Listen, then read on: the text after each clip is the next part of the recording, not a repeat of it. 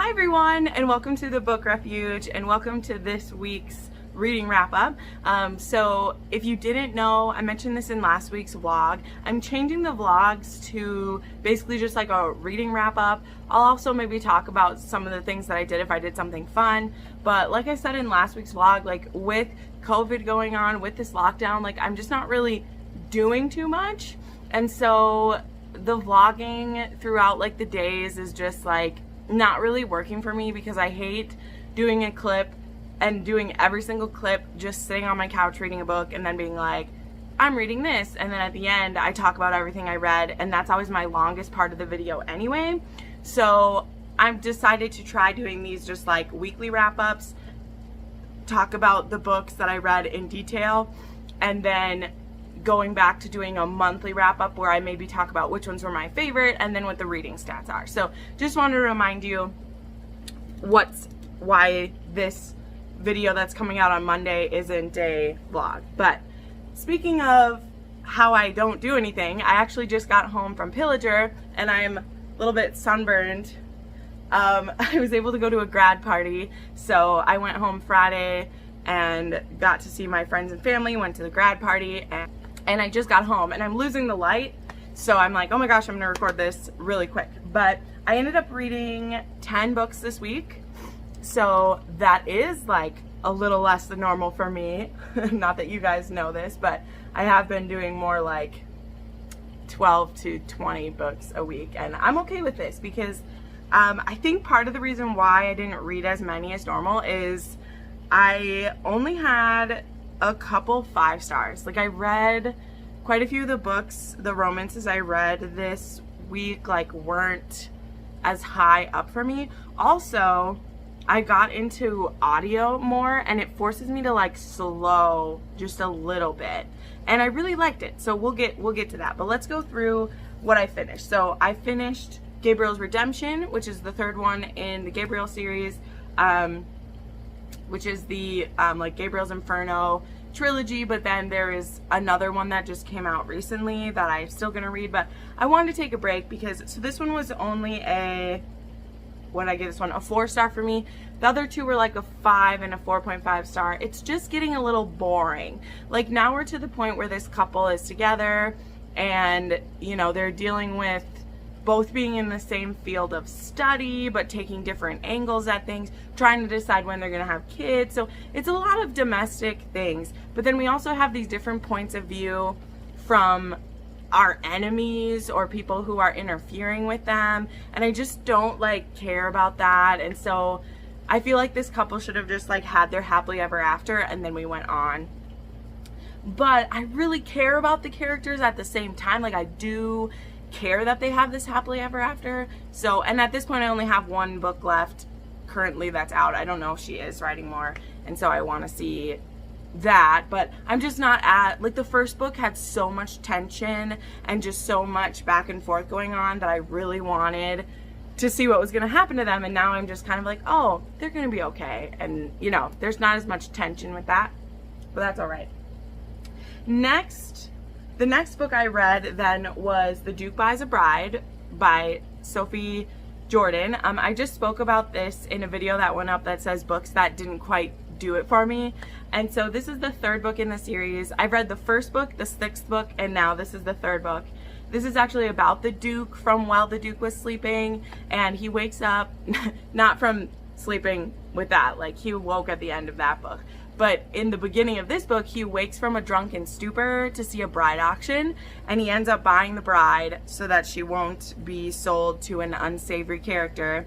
But then she's mad that he bought her because she had a plan. There was a specific person who was supposed to buy her, and it didn't work out. And now she's like, I hope you're not expecting me to be your wife, because that's not gonna happen. And it was fun in that aspect, but then there was this big part of the book that was all like traveling, and it just didn't progress the story enough for me. And then it was all just wrapped up in 1 page, and I hate that. It's one of my pet peeves when you don't give enough of an ending to a book like that. So that was frustrating. Then I read The Master by Kresley Cole. This is the next book in the Game Maker trilogy. This book was about this politician who he buys a prostitute for the night, and he ends up getting this girl who's filling in for her friend because her friend had like Botox go bad, so she had like a breakout or something on her face, and her friend needs to make some money to pay for school, and her friend encouraged her that you can make all the money you need for this in one night if you will go and like go meet with this guy who he supposedly only ever sees people one time. If you can upsell him into staying the night with him, you can make a lot of money off of him and it'll be great. And then we meet this guy who he is one of the Sebastian brothers who we met in the previous book. And there was a hint at the end of that book that this brother was going to be bringing a +1 to his brother's wedding. And so this is the story of this guy meeting that girl. And so then there is a misunderstanding between the two of them that causes him to decide that he's going to kind of sort of keep her captive. She's also kind of into it. That's very clear when you're reading it. Like, he is holding her, but it isn't the same as like a captor-captive thing. Like, the misunderstanding that happens, she's more kind of like, oh, you're gonna keep me captive. You think you're gonna do that. I'm gonna be the most troublesome captive you've ever had. And so it's more kind of like in jest than it sounds like. This is not your standard like captor-captive book where you're dealing with that. Like, Crossley Cole puts in this beautiful form of BDSM, like, oh my gosh, it's amazing. This book involves the first and only use of a modern day chastity belt I've ever seen and was incredibly intrigued by. Holy cannoli. It blew my mind. It was amazing. And this book was a 4.5 star for me. I really enjoyed it. The only thing that made it minus the 5 star was the misunderstanding. Because the misunderstanding that happens, I get why he maybe jumped to that conclusion, but she has evidence that it wasn't true, but because he doesn't trust women and he's been wronged before, he assumes the worst of her. So, like, I bought it, but also he held on to that just a little too long for me. But it was fun. It was 4.5 stars, and I can't wait to read The Player. I ordered it on Thrift Books, so it'll be here this week, and I'm really excited to read that one. Then I read Forbidden by Seven Rue, and so this I heard about from another booktuber who really loves age gaps, and so this one is an age gap between, oh, it's messed up, this girl and her stepdad, but he is a stepdad who she's lived with since she was 3, so really more father, and she does call him daddy, and she's underage, and it's a menage, a non-sword crossing menage between her dad, and 2 of her dad's friends. And there's supposed to be a sequel to this book because it ends with a crazy cliffhanger. So it was fun, it was twisted, it was a novella, and just all the characters are bonkers. Like, I don't mind, I like menage, like, you guys should, like, I love a good menage. Hello, Katie Robert books, I love them. But the way this one was done, and like, I don't even mind Daddy Kink. Like, I've read Daddy Kink and been okay with it, but I like Daddy Kink more when it's like either a stepfather who you didn't get this stepfather until you're like older, so they didn't raise you as a father. Because when the person raises you as a father, to me, like, they are one. Like, it's not incest in the biological sense, but it's incest in the social sense. And it was weird. But it's a fantasy. It's bananas. It's bananas. So it was only 3 stars just because if a book literally throws me out of it because the premise is so crazy, like, I basically read it because it was a train wreck that I needed to see what happened. And it's 3 stars because it was still fun in that bananas way where I was like, oh my god, okay, let's just see. Then I read Inside Affair, which is the first in the Primetime trilogy by Ella Frank. I've been waiting for this book to come out. So this is kind of the continuation of her series that it first started with Try, which was a male-male romance where it was like a gay for you kind of thing. And then it moved into this this really cool story about 3 guys who are in a relationship together, and then it moved on to this story about this cop and this special private investigator who all these people like know each other, so it's like passing from one couple to the next. And then this newest one is about the brother of the cop from the one story is now becoming a bodyguard for someone in this story. So you hear about all the characters you went. So it's one of those like standalone series, but where you can jump in at any point. But if you've read the whole series through, you know the people. And I love Ella Frank. I love her male romances. This is another one of like first time gay.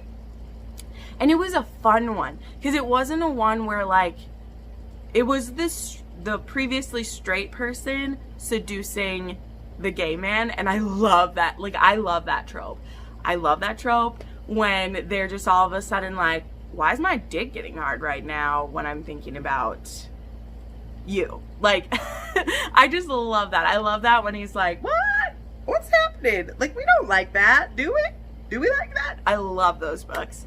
Especially because that was the thing with like Try, is that was the gay man strongly pursuing a straight man, and he many times said no.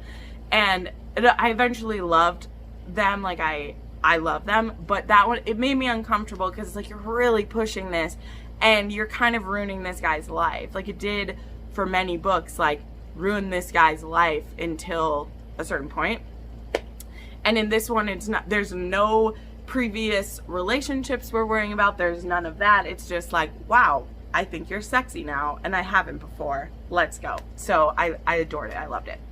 Then I finally finished Hero of Ages.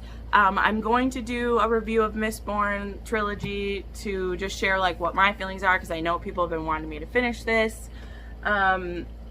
It's so hard to put my thoughts together because I can't faithfully dictate back to you everything that happened in this one. This isn't a series where I'll be able to do that because I just don't fully understand it. But I've never read a Sanderson book that hasn't just hit me. Like, he's so good with words. He plans things so carefully, and it's fun yet clever and devastating, and I cried at the end, but yet I was so satisfied because all these dominoes that have been set up, when they all get knocked down, it's like this beautiful picture being laid out that made sense to me. And I understand why people say like you read this through once and get it, and then when you read it through again you get it. I don't know when I'll be listening to it again, but I was very highly satisfied with the series. This was 5-star. One of only like 2 5 stars this week so far.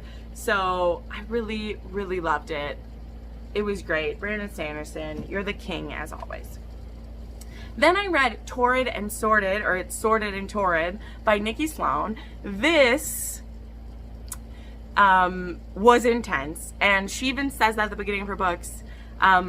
Nikki's books they're always sexy and always a little bit dark, but this one, the first one is I don't even know how to explain it, but it's between Luca and this girl he meets at a party, which they actually already know each other. He had been the TA of one of her classes. He's not anymore.